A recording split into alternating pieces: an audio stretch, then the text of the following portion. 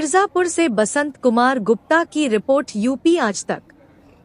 मिर्जापुर 10 जून 1925 मंडलीय चिकित्सालय में प्रधानाचार्य ने किया उद्घाटन। 3 लिफ्ट में 2 लिफ्ट का हुआ पुनरुद्धार, एक अमी नहीं हुआ चालू।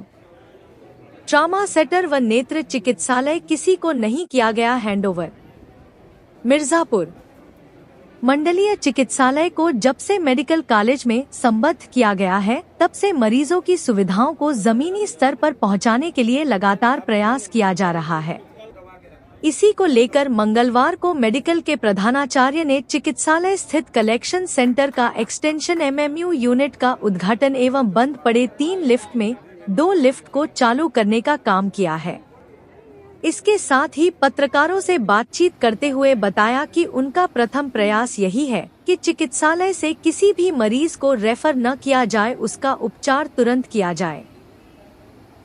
इसके साथ ही विश्वस्त सूत्रों से ज्ञात हुआ है कि केंद्रीय मंत्री एवं सांसद के आदेशों की भी अनदेखी किया गया है। उनके प्रयास से एवं MD स्वास्थ्य विभाग के लेटर के अनुसार भैरव नेत्र चिकित्सालय के प्रथम तल को राष्ट्रीय बाल किशोर कार्यक्रम के तहत आवंटित किया जाना था, लेकिन प्रधानाचार्य द्वारा यह नहीं किया गया। इसके लिए शासन स्तर से इसके लिए 50 लाख रुपए भी आवंटित किया गया, परंतु प्रधानाचार्य द्वारा आपत्ति जताते हुए कार्य के अवराध कर दिया गया है।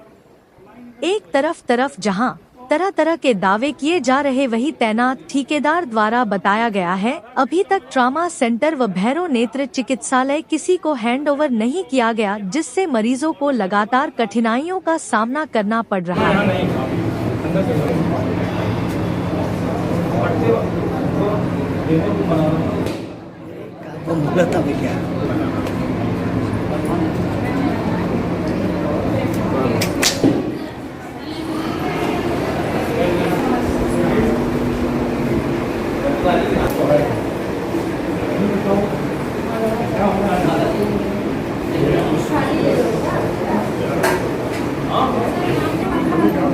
अच्छा ठीक है, अभी हम आईसी में आते हैं।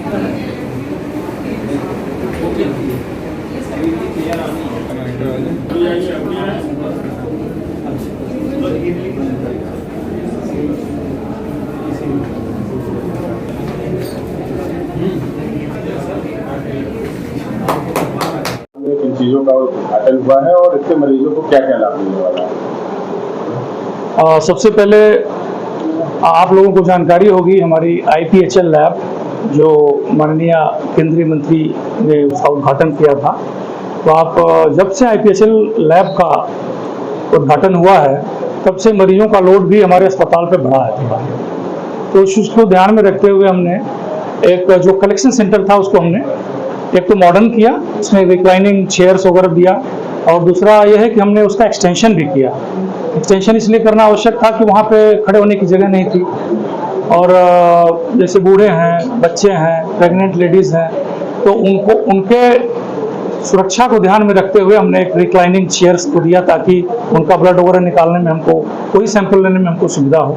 तो पहला काम हमने आज एक्सटेंशन किया जो कलेक्शन सेंटर था, वहाँ पर एक साथ 50 लोग भी एक साथ सैंपल अपना दे सकते हैं, कोई दिक्कत नहीं। दूसरा जो चीज़ आज हमने ऐड किया वो पुराना हमारा जो लिफ्ट था उसको हमने एक प्रकार से पुनरुद्धार उसका कराया गया, और उसको हम लोगों ने विशेष करके रोगियों के लिए, चूँकि उसकी कैपेसिटी उतनी नहीं है तो हम लोग उस पर लेवल भी करवा देंगे।